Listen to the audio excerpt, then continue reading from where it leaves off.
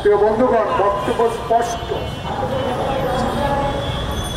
সোজা কথা, সোজা পথে হাঁটতে চাই, সোজা কথা বলতে চাই। হাসিনাকে ভয় পায় নাই, ফ্যাসিস্টকে ভয় পায় নাই, ডিবি হারুনকে ভয় পায় নাই, থানার ওসিকে ভয় পায় নাই, ডিজিডিএফআই এনএসআই যারা দলীয়করণ করেছিল হাসিনা তাদেরকে ভয় পায় নাই।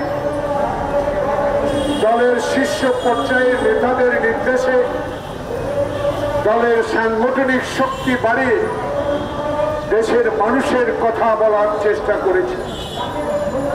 রণাঙ্গনের একজন যোদ্ধা হিসাবে সাহসটুকু অন্তত আছে।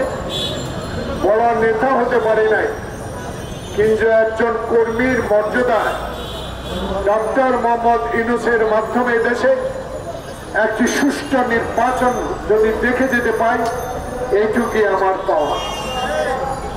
প্রিয় বন্ধুগণ, সোজা কথা এই, পরস্পর জানতে পারলাম দেশে একটি মানবিক কারণে করিডোর দেওয়া হচ্ছে। পত্র পত্রিকায় দেখতে পেলাম রাজনৈতিক বিশ্লেষক যারা, তাদের মুখে ইউটিউবে অনেক কথা শুনতে পেলাম। পত্রিকার মাননীয় সম্পাদক মন্ডলী অনেক কথা বলার চেষ্টা করছেন, কেউ পক্ষে, কেউ মানবিকের পক্ষে, কেউ না দেওয়ার পক্ষে। আমি একটি ছোট্ট রাজনৈতিক কর্মী হিসাবে ছোট মনে হতে পারি, ছোট নেতা হতে পারি। আমারও বয়স ৭৪। আমি বাংলাদেশের সকল আন্দোলনে সম্পৃক্ত হওয়ার সৌভাগ্য হয়েছে। এই কথাগুলি বলার নিজকে গুণান্বিত করার জন্য নয়, শুধু মনে করিয়ে দিতে চাই, ডক্টর মোহাম্মদ ইউনূস আপনি পৃথিবীর ইতিহাসে একটা সম্মান এনে দিয়েছেন আমাদেরকে। এখনো সেই সম্মানিত ব্যক্তি হিসাবে আপনি এখনো মানুষের মনে আছেন, কিন্তু কোথাও যেন একটা দাবা খেলা হচ্ছে, কোথাও যেন নির্বাচন নিয়ে একটা চক্রান্ত হচ্ছে, কোথাও যেন আপনাকে বাধা দেওয়ার চেষ্টা করছে। সেটা আপনাকে অবহিত হতেই হবে।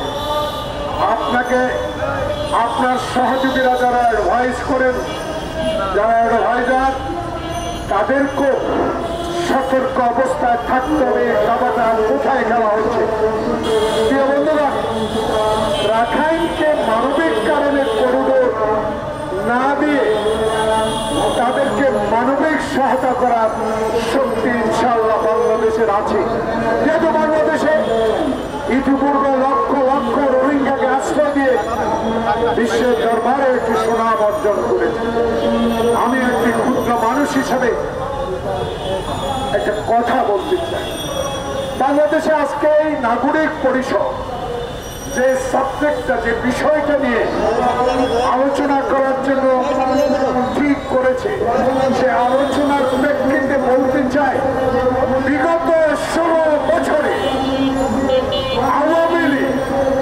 আওয়ামী লীগের নেতারা, আওয়ামী লীগের সহযোগী সংগঠকের নেতারা, সামান্যতম পদ পদবি যারা পেয়েছে আওয়ামী লীগের, তারা বাংলাদেশে যে সম্পদ লুট করেছে, যদি এই সরকার চেষ্টা করে এই সম্পদ উদ্ধার করে রাখানোর জন্য যে কোনো একটা দ্বীপরাষ্ট্র কিনে দিতে পারে। মানবিক দিক চিন্তা করলে অনেক কিছুই চিন্তা করা যায়, কিন্তু বাংলাদেশে এমন সমস্যা সৃষ্টি করা যাবে না যাতে আবারও আমরা কোনো